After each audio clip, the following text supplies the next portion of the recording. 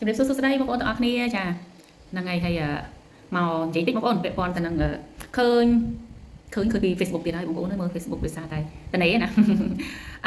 ាទស្សនៈមួយគេតែងតែនិយាយភាគច្រើនហ្មងខ្ញុំឃើញក្នុង Facebook ច្រើនមែនតើណាគេថាពេលប្តីជោគជ័យប្រពន្ធខ្លាយទៅជាជំទាវតែពេលប្រពន្ធជោគជ័យប្តីមិនស្មើនឹងសម្រាមចាអញ្ចឹងគាត់និយាយអញ្ចឹងដោយសារតែសង្គមយើងបច្ចុប្បន្នយើងឃើញមានការដាច់បាត់នេះច្រើនមែនទេច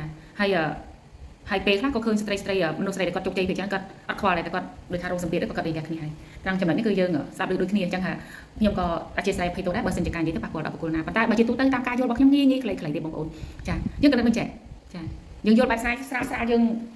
រៀនសូត្របានតិចតួចអញ្ចឹងណាយល់បែបស្រាលថាមនុស្សស្រីបើយើងនិយាយប្តីជោគជ័យប្រពន្ធខ្លាយទៅជាជំទាវចាអញ្ចឹងហេតុអីក៏អញ្ចឹងមិនក៏ប្តីជោគជ័យហើយប្រពន្ធខ្លាយទៅជាជំទាវត្រូវងាយជាជំទាវនេះគឺនៅពេលប្តីជោគជ័យជំទាវឬក៏លោកស្រីថាប្រៀបដូចជាជំទាវបានតែប្រពន្ធរីកចម្រើនគុំការលូតលាស់ចាតបតែងលំអអញ្ចឹងទៅចាតែក្រោយខ្នងនៃការខ្លាយខ្លួនដែលគេអាចប្រៀបទៅនឹងជំទាវហ្នឹងក្រោយខ្នងគាត់តែគាត់រងអីខ្លះទី1គាត់ធ្វើអីខ្លះនៅពេលដែលប្តីជោគជ័យមនុស្សស្រីប្រតិបត្តិប្តីបែបម៉េចចាសឹងតែខោអាវក៏ស្លៀកពាក់ឲ្យដែរនៅពេលដែលប្តីទៅធ្វើការគឺគាត់អត់បានឲ្យប្តីគាត់ខ្វាយខ្វល់រឿងកិច្ចការផ្ទះសម្បែងរឿងកូនរឿងចៅទាំងអស់គឺគាត់មិនបានឲ្យប្តីគាត់ខ្វាយខ្វល់ទេចាសឹងថាមុនប្តីចេញទៅធ្វើការគឺគាត់តែងតែរៀបឈុតឲ្យស្រេចរៀបសម្លៀកបំពាក់ឲ្យស្រេចចាបងចង់ញ៉ាំអីបងចង់យ៉ាងម៉េចបងចង់ម្ហូបអីឬក៏សឹងតែស្បែកជើងក៏កាន់ឲ្យកាបូបក៏កាន់ឲ្យចាដើរជួនដំណើរប្តីរហូតទៅដល់ឡើងចេញពីផ្ទះបាត់ពេលប្តីត្រឡប់មកវិញគឺម្ហូបអាហាររួចរាល់ស្រេចនៅផ្ទះសម្បែងក៏រៀបចំភ្លឹងកូនចៅគាត់មើលថែគ្រប់គ្រងបានល្អមែនទេប្តីចាំតែខ្វាយខ្វល់ជាមួយការងារតែមួយមុខប្តីគាត់ខ្វល់ខ្វាយជាមួយការងារតែមួយមុខគេគាត់អត់មកបែងចែកអង្គុយខ្វាយខ្វល់ឬការងារផ្ទះសម្បែងអត់ទេគឺប្រពន្ធមើលដាច់ហ្មងប្រាច់មុខដោយប្រពន្ធតែម្ដងចាតែប្តីចូលមកវិញសឹងតែរត់បាក់ទ្វាររត់អោបរត់ទទួលរត់តាមកាបូបកាន់អីឲ្យទាំងអស់ចាហើយបើថាឃើញតែប្តីមុខមិនស្រួលវិញគឺចាប់ផ្ដើមមកយកចិត្តទុកដាក់ផ្ដល់ភាពកក់ក្ដៅឲ្យគ្រប់សពបែបយ៉ាងម្ហូបអាហារសង្កេតប្តីចូលចិត្តអីប្តីត្រូវការអីចាចង់ញ៉ាំរបៀបម៉េចចូលចិត្តរបៀបម៉េចសឹងតែបញ្ចុះបាយហ្នឹងពេលប្តីជោគជ័យប្រពន្ធគេប្រៀបទៅនឹងជំទាវចាតែមានចំណុចមួយទៀតគឺស្ត្រីដែលមានប្តីជោគជ័យមួយចំនួននេះខ្ញុំសូមនិយាយមួយចំនួនគាត់មានកម្រិតនៃការអត់ទ្រាំខ្ពស់អត់ទ្រាំខ្ពស់បើទោះដឹងថាប្តីជោគជ័យមួយចំនួនលួចក្បត់លួចផិតលួចចាមិនយកចិត្តទុកដាក់មិនខ្វាយខ្វល់ពីអារម្មណ៍របស់គាត់យ៉ាងម៉េចក៏គាត់អត់ទ្រាំខ្ពស់ក្នុងការរស់នៅជួបជុំប្តីប្រពន្ធកូនហ្នឹងណាប្តីជោគជ័យប្រពន្ធខ្លាយទៅជាជំទាវចាសរុបមកគឺប្រតិបត្តិរវាងប្រពន្ធជាមួយនឹងប្តីជោគជ័យអញ្ចឹងយើងក៏លេចមកមើលវិញពាក់ព័ន្ធនឹងការប្រតិបត្តិទៅលើប្តីជាមួយនឹងប្រពន្ធជោគជ័យចាយើងមិនទាំងអស់ទេវាមិនថាប្រពន្ធជោគជ័យប្តីខ្លាចជាសម្រាមមិនទាំងអស់ទេចាព្រោះពេលខ្លះប្រពន្ធជោគជ័យហ្នឹងក៏មានប្តីគាត់ជ្រុំជ្រែងដែរដូចជាយើងឃើញមួយចំនួនអញ្ចឹងដែលគាត់ដែលយើងតែឃើញថាទូទៅចោលដូចជាអ្នករស់ស៊ីអនឡាញ3ដែលគាត់មានគាត់បង្ហាញតែមុខរបរប្រពន្ធទេចាតែរបបប្តីគាត់ពីក្រោយវិនិយោគស្អីប្តីគាត់ធ្វើរៀងខ្លួនហើយក្រៅតែពីប្តីគេធ្វើការងាររៀងខ្លួនហើយគេចូលត្រឡប់មកវិញគេជួយការងារប្រពន្ធគេទៀតទៅលើអ្វីដែលគេអាចជួយបានដូច្នេះអាហ្នឹងក៏ប្តីប្រពន្ធគាត់បានសុខទៅតែដោយឡែកដែលតែប្រៀបថាប្តីដូចសម្រាប់យើងតែសង្កេតឃើញមានតដៃគូខ្លះប្រពន្ធគាត់ជាអ្នកចេញមុខចេញមាត់រស់ស៊ីប្តីក្រៅតែពីមិនរកអ្វីហើយចាគាត់មិនបានជួយគ្រប់គ្រងការងារប្រពន្ធគាត់មិនជួយប្រពន្ធទេគាត់និយាយរួមអំណាចជាប្តីរបស់គាត់នៅពេញខ្លួនចាហើយប្តីខ្លះហ្នឹងគឺគាត់ប្រពន្ធរស់ស៊ីប្រពន្ធមានលុយគាត់ធ្វើការតិចតួចទៅគាត់ចាយលុយធំអញ្ចឹងទៅគាត់ដើរលេងបាត់ទៅគាត់អត់បានជួយការងារប្រពន្ធអញ្ចឹងទៅដល់ពេលយូរប្រពន្ធគាត់អត់ទ្រាំធម្មតាទីយើងទៅរស់ស៊ីហើយមនុស្សទៅរំតែបានភាពជោគជ័យឬក៏ល្បីល្បាញឬក៏រស់ស៊ីអ្វីមួយធ្វើការអ្វីមួយនឹងការរស់លីគាត់ស្មុគស្មាញគាត់ធុញថប់គាត់ហត់គាត់ត្រូវការយល់ចិត្តការមើលថែពីស្វាមីគាត់ចា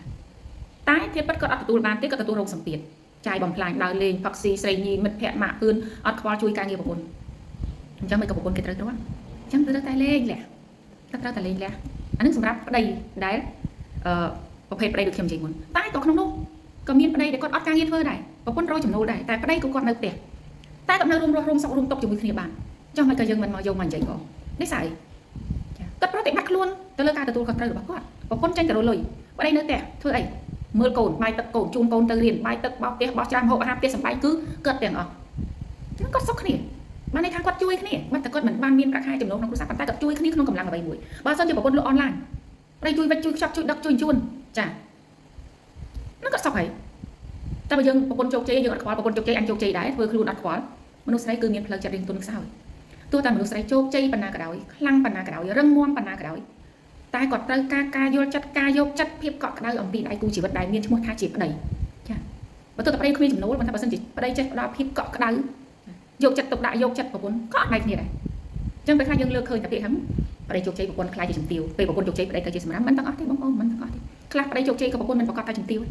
ខ្លះប្តីជោគជ័យប្រពន្ធដូចអ្នកបំរើឲ្យតម្លៃប្រពន្ធសម្ដីនិយាយចេញមកមើលងាយប្រពន្ធខ្លួនឯងមិនឲ្យតម្លៃប្រពន្ធខ្លួនឯងខ្លះទៅមានកូនទៅជាឲ្យតម្លៃដល់ឲ្យតម្លៃកូនជាងប្រពន្ធចាអត់ហ៊ានថាកូនថាស្ដីឲ្យប្រពន្ធឲ្យកូនបានចិត្តមិនសូវគោរពម្ដាយហ្នឹងក៏មានច្រើនណាស់ចឹងហើយបានគេថាយើងគិតអីគិតឲ្យបានស៊ីជម្រៅគិតឲ្យដល់រឹសគិតឲ្យដល់គល់ដល់ហេតុដល់ផលចាអញ្ចឹងវាមិនទាំងអស់ទេចាប្តីជោគជ័យប្រពន្ធមិនមែនជំទាវក៏បានប្តីជោគជ័យប្រពន្ធក៏ពេលប្តីជោគជ័យក៏លេងលះគ្រួសារក៏មានចាអញ្ចឹងវាដូចជាអ្វីដែលថាការទទួលខុសត្រូវអិរិយាបថរបស់មនុស្សចានៅពេលដែលជោគជ័យក៏អត់កតោងភ្លេចគ្រាលំបាកចាភ្លេចការរួមសុខរួមទុក្ខនៅពេលតែបានសុខទៅបាត់ចាពេលមានទុក្ខនៅមួយគ្នាបានតែដល់ពេលបានសុខគឺអត់អាចរួមសុខជាមួយគ្នាបាននេះចាប់កំហុសគ្នាហើយវាចេះចាអញ្ចឹងពាក្យបុរាណយើងដែលគាត់និយាយថារួមសុខប្តីប្រពន្ធគឺរួមសុខរួមទុក្ខចាជោគជ័យទាំងអស់គ្នាការទុក្ខទាំងអស់គ្នាអានឹងបានយើងកើតមិនថាប្តីជោគជ័យឬក៏ប្រពន្ធជោគជ័យគឺអារួមសុខនិងរួមទុក្ខគឺវាសំខាន់ចាយើងក៏មកបានថាសុខហើយយើងក៏កតោមឲ្យទុក្ខយើងទុក្ខឲ្យតែភាគីខាងណាដែលទទួលតែម្ខាងចាពាក្យថាគ្រួសារគឺយើងទាំងអស់គ្នាសុខក៏ជាសុខរបស់យើងទុក្ខក៏ជាទុក្ខរបស់យើងចាទ្រព្យសម្បត្តិទាំងអស់ក៏ជារបស់យើងចារូបរួមមើលថែរក្សាកូនចៅប្តីប្រពន្ធកូនចៅគឺជារឿងរបស់យើងនឹងបានថាប្តីហើយនឹងប្រពន្ធអញ្ចឹងកន្លែងទស្សនៈថាប្តីជោគជ័យប្រពន្ធខ្លាចជាជំទាវប្រពន្ធជោគជ័យប្តីជាសម្រាមគឺមិនទេអាស្រ័យទៅលើបុគ្គលខ្លួនយើងថាតើយើងធ្វើខ្លួនយ៉ាងម៉េចធ្វើខ្លួនយ៉ាងណាមនុស្សស្រីដែលមានប្តីជោគជ័យកុំបណ្ដោយត្រូវតែរឹងមាំខ្លួនឯងអាចរស់បានដោយខ្លួនឯងពេលអត់ពីគេទៅយើងក៏មិនដួលចាហើយមនុស្សស្រីជោគជ័យមនុស្សប្រុសដែលមានប្រពន្ធជាមនុស្សជោគជ័យយើងជាអ្នកជ្រុំជ្រែងចាយ៉ាងហោចណាស់ក៏ភាពកក់ក្ដៅផ្លូវចិត្តផ្លូវអារម្មណ៍យល់ចិត្តយល់អារម្មណ៍ហ្នឹងយើងនឹងសុខហើយតែកន្លែងថាយល់ចិត្តយល់អារម្មណ៍យល់ចិត្តយកចិត្តពិបាកនឹងនិយាយពិបាកនឹងទទួលបានពីព្រោះមនុស្សឥឡូវហ្នឹងអាត្មានិយមបន្តិចចាគិតតែពីខ្លួនឯងតែគូខ្លះវិសាទភាពអាត្មានិយមគិតតែពីខ្លួនឯងចាសូម្បីតែដៃគូជាប្តីប្រពន្ធខ្លះហើយនៅតែហៅថាគេប្រវាញ់កម្លាំងគ្នារឹងច្រានឲ្យភាគីណាទាំងអស់អញ្ចឹងនៅពេលដែលក្តីស្រឡាញ់វិសាទទៅកុំបន្ទោសដៃគូឆ្លោះមើលខ្លួនឯងជីវិតរស់នៅបើសិនជាមិនចេះឆ្លោះបញ្ចាំងមើលខ្លួនឯងទេនោះបរាជ័យដល់ស្លាប់តែយើងចេះឆ្លោះគ្មានអ្នកណាធ្វើត្រូវគ្មានអ្នកណាឥតខ្ចោះទេចាព្រមនឿយហត់ដើម្បីមនុស្សដែលខ្លួនឯងស្រឡាញ់ទៅក៏វាសុខហើយចាលះបង់ទៅវិញទាំងអស់តែគ្នាចាអញ្ចឹងមានតែប៉ុណ្្នឹងទេអរគុណច្រើនជម្រាបលា